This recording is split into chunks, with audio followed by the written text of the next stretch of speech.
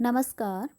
मैं डॉक्टर सरिता स्वामी, assistant professor, government डूंगर college Bikaner.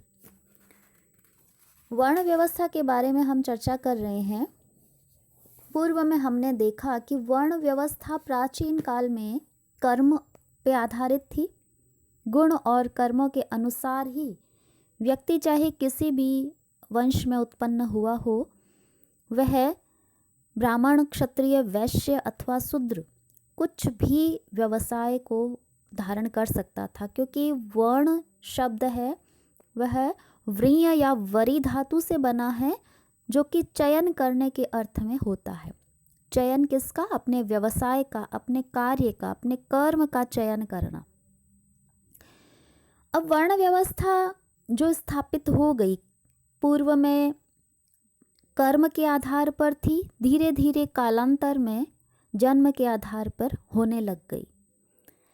वर्ण व्यवस्था के गुण और दोषों के बारे में आज हम देखेंगे कि जो वर्ण व्यवस्था भारतीय संस्कृति का आधार स्तंभ रही है तथा हजारों वर्षों से चली आ रही है, इसकी निरंतरता से स्पष्ट होता है कि इसमें अनेक गुण रहे होंगे।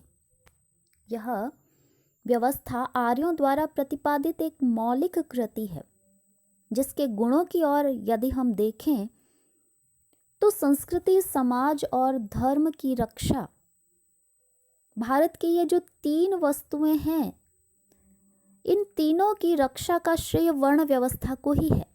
अपनी नियमित व्यवस्था के कारण वर्णों ने दूसरी जातियों के साथ सम्मिश्रण पर प्रतिबंध लगा दिया। इसी वर्ण व्यवस्था के कारण ही हमारी संस्कृति एवं धर्म को यूनानी, हूण तथा मुसलमान आक्रमणकारी प्रभावित न कर सके। वास्तव में सामाजिक एवं सांस्कृतिक अभ्युदय के लिए सभी वर्ण एक दूसरे के लिए त्याग करते हुए पारस्परिक सहयोग प्राप्त करते थे।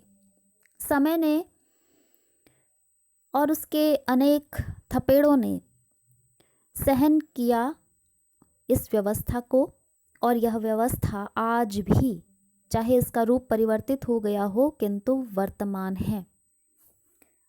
दूसरी ओर हम देखें तो इस व्यवस्था ने समाज में ब्राह्मणों के रूप में एक ऐसे वर्ण का निर्माण किया जिसका कार्य समाज की आध्यात्मिक उन्नति करना था। ब्राह्मणों को धन के लोभ से मुक्त कर दिया गया।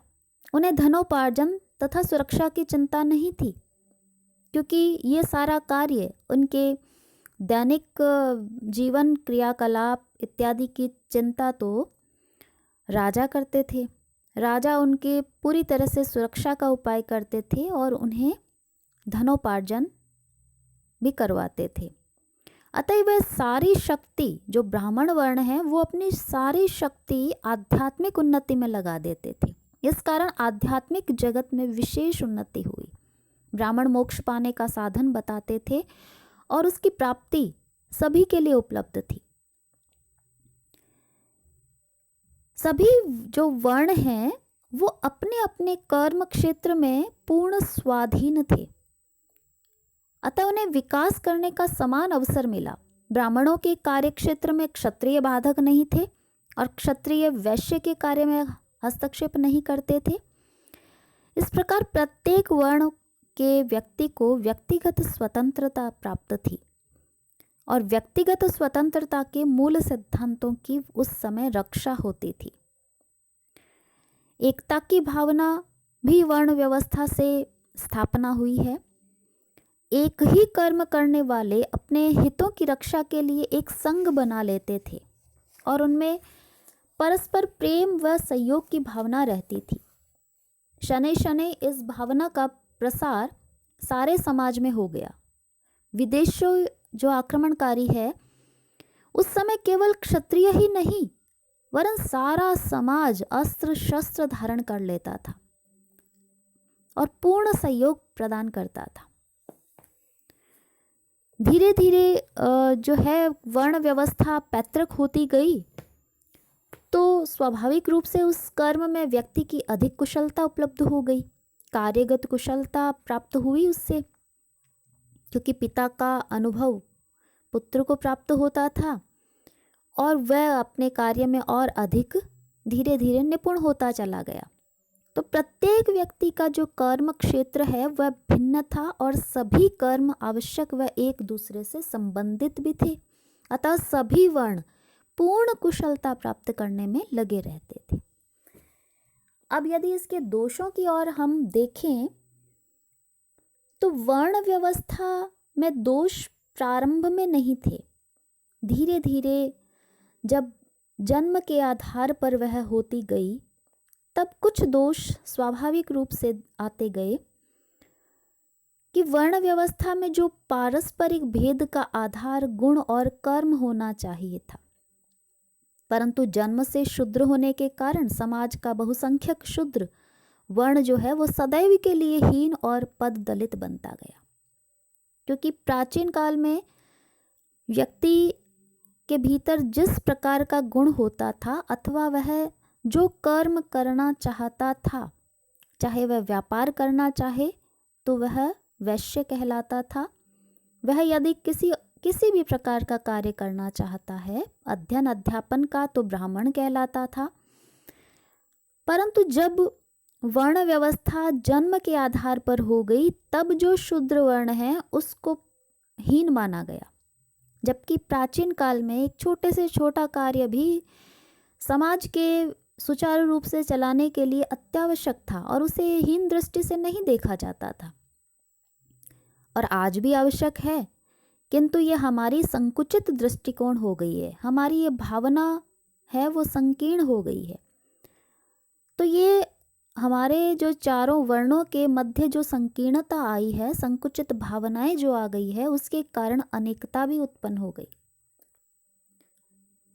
और युद्ध में यदि क्षत्रिय पराजित होते थे तो पूरे समाज की पराजय मानी जाती थी, क्योंकि क्षत्रिय एक वर्ण और समाज में चारों वर्णों का दृष्टिगत देखा जाता है। तो एक वर्ण के पराजित होने से सारे वर्ण पराजित हो जाते थे, सभी किसी अन्य राजा के अधीन हो जाते थे। वर्ण व्यवस्था का जो समाज के लिए जो भयंकर दुष्परिणाम हुआ वह यह था कि इससे समाज विभिन्न खंडों में ऐसा जकड़ गया, इसके कारण भारतीयों के द्वार विदेशियों के साथ स्वतंत्रता पूर्वक मिलने के लिए सदा के लिए बंद हो गए। प्रत्येक वर्ण का जो दृष्टिकोण संकुचित और अपने ही वर्ण तक सीमित हो जाने के कारण राष्ट्रीय भावना के विकास में भी अवरोध उत्पन्न हुआ, क्योंकि सामूहिक हित को न देखकर केवल वर्ग के हित को जहां देखा जाता है तो कम लोगों के लाभ को देखने के कारण अधिक लोगों के लाभ को नगण्य करके हम अपने विकास मार्ग में अवरोध ही उत्पन्न करेंगे। अतः जो हमारी प्राचीन भावना थी, सर्वे भवन्तु सुखिनः सर्वे सन्तु निरामया सर्वे भद्राणि पश्यन्तु माँ कश्चित् दुख भाग भवेत्, यदि यह भावना रही है तब हमारा जो समाज है विकास में अग्रसर हुआ है और यही हमारी राष्ट्रीय भावना का विकास करता है। लेकिन जब वर्ग विशेष के प्रति हमारा दृष्टिकोण बंध जाएगा, हम व्यापक दृष्टिकोण का नहीं देखेंगे, तब हमारे राष्ट्रीय भावना में भी बाधा आएगी। वर्ण व्यवस्था के कुछ ऐसे प्रश्न भी है जो हमें नहीं, उसके उत्तर नहीं प्राप्त होते। जैसे जब प्राकृतिक दृष्टि से मनुष्य समान है तो फिर अप्राकृतिक बंधन क्यों? प्राकृतिक रूप से जब ईश्वर ने सभी को समान ही रूप से उत्पन्न किया है तो फिर हम यह क्यों कहते हैं किसी वर्ण को सम्मान की दृष्टि से देखते हैं, किसी वर्ण को बहुत ही हीन दृष्टि से देखते हैं? ऐसा क्यों, जबकि सभी को समान अवसर मिलना चाहिए? भारतीय समाज की अनेक दुखद घटनाओं का कारण हमें वर्ण व्यवस्था में ही प्राप्त होता है।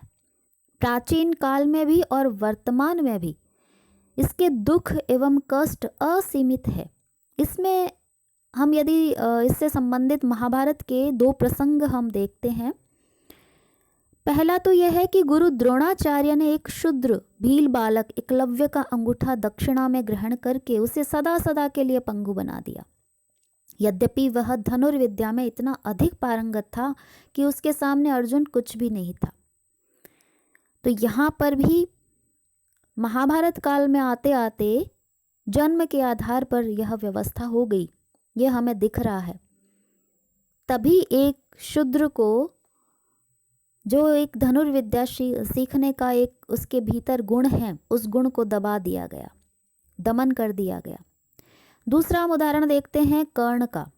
वह यद्यपि कुंती का पुत्र था, परंतु उसका लालन पालन जो है राधा नामक जो सूत पत्नी सारथी की स्त्री, उसने किया। इस कारण वह सुतपुत्र के रूप में जाना जाने लगा। वह धनुर्विद्या में पूर्ण निष्णात था। जब द्रौपदी का स्वयंवर हुआ और वीरता की परीक्षा में इस सूतपुत्र कर्ण ने अपने शौर्य का प्रदर्शन करके द्रौपदी को पाना चाहा, तो इसी बीच द्रौपदी चिल्ला पड़ी कि मैं इस सूतपुत्र से कदापि विवाह नहीं करूंगी। यह सुनकर अपने अपमान से तिरस्कृत व लज्जित बने कर्ण ने अत्यंत विषादपूर्ण स्वर में कहा कि सुतो वा सुतपुत्रो वा यो वा को वा भवाम्यहम देवायतम कुले जन्म मदायतम तु पौरुषम। अर्थात मैं चाहे सूत हूँ अथवा सूतपुत्र हूँ, भले ही मैं कोई भी हूँ, किसी वंश वर्ण जाति में जन्म लेना भाग्य के हाथ में है, मेरे हाथ में तो केवल पौरुष है, पुरुषार्थ है, परिश्रम है। यूं कहकर वह कर्ण बैठ गया।